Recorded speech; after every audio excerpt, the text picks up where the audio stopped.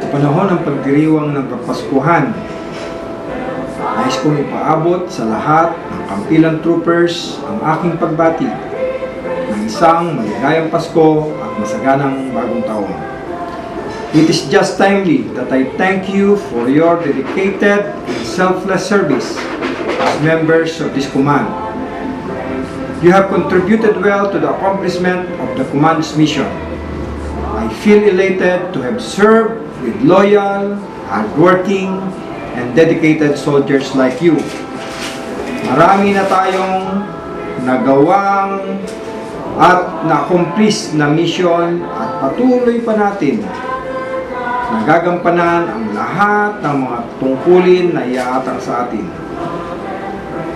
At alam ko na sasama-sama nating at pagtutulong-tulong ay patuloy nating mapapanatili ang katahimikan dito sa Central Mindanao.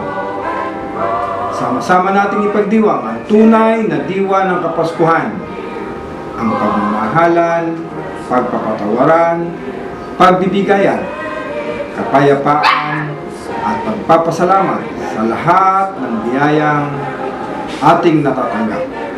Taos-puso din ako nagpapasalamat at lubos na nagagalak sapagkat ako'y may mga kasamahang mga tulad ninyo na may dedikasyon, matapat, at hindi matawarang paglilingkod, at matapang na humaharap sa anumang hamon at tawag ng tungkulin na nagbibigay ng napakalaking kontribusyon upang sama-sama nating mapagtagumpayan ang mga tungkuling niyatang sa atin.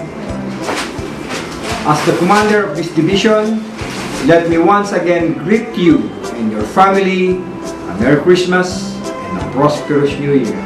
Let us enjoy this season with love and forgiveness. God bless us all.